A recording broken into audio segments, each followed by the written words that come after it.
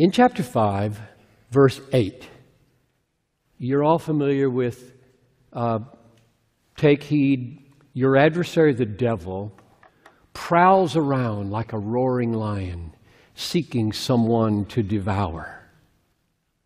Resist him, firm in your faith.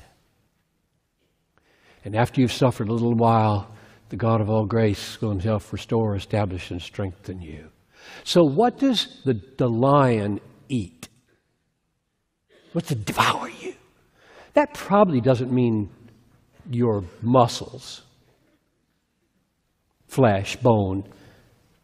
It's your faith, I think. Now, confirmation. So the devil right now is in this room.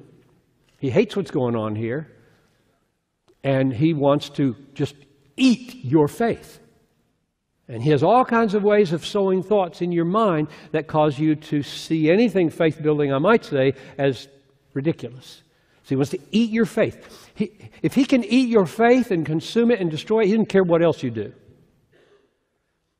Do you remember Luke 22:32? Luke 22:32. Jesus looks at Peter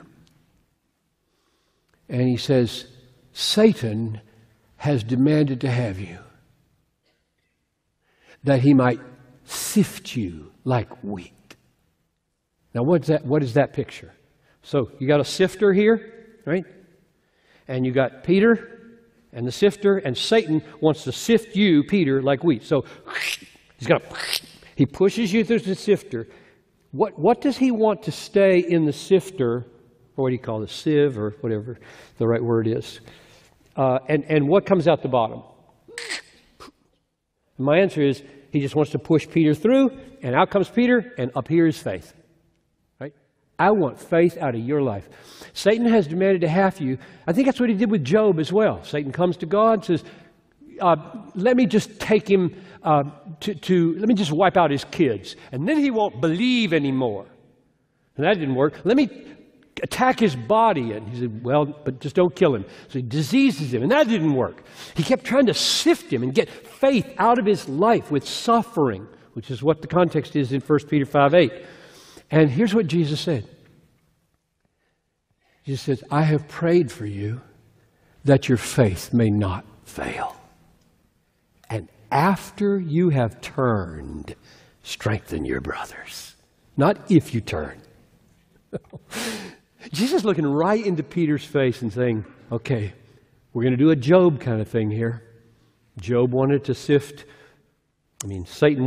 Job, and I'm going to let him have you tonight. Up to a point and no further. Because I have prayed for you, that your faith fail not. So my question is, did his faith fail? He denied him 3 times. He denied Jesus 3 times. I don't know him. I don't know him. I don't know him. And Jesus said, I'm praying that your faith won't fail. After you have turned, strengthen your brothers. And he made Peter a rock for the church. So he writes letters like this about suffering and satanic attack and faith and God's preservation of it. I don't think his faith failed utterly. Isn't it wonderful? I mean, that's just wonderful. There is such a thing as us failing. You will fail today, probably, in some particular way that faith would cause you to act in a bold way, and you don't do it, faith fails. But you haven't failed utterly. Jesus is praying for you. Romans 8. He is interceding for you at the right hand of God. And what is he asking God to do? He's asking him to do verse 5. By God's power, you are being guarded through the God-sustained, Jesus-sustained, Spirit-sustained faith for a salvation ready to be revealed. So that's my take on verse 5. So the point of verses 3 through 5 is hope is so strong and so fixed and so firm and so trustworthy, and it's so valuable, unfading, undefiled, imperishable. infinitely better than anything in this world because you're an inheritor of God, being born into His family, and He's keeping it there for you. He won't let it go away. And if you worry about whether you're going to get there because of the suffering and the fiery ordeal that's about to come upon you, don't worry. I'm going to guard your faith. Wow. That's so encouraging to me. So why am I going to wake up a Christian tomorrow morning? He's going to guard me with the instrument of faith. He's going to open my eyes to see the trustworthiness of the gospel and believe. And if he left me to myself, I would not be a believer.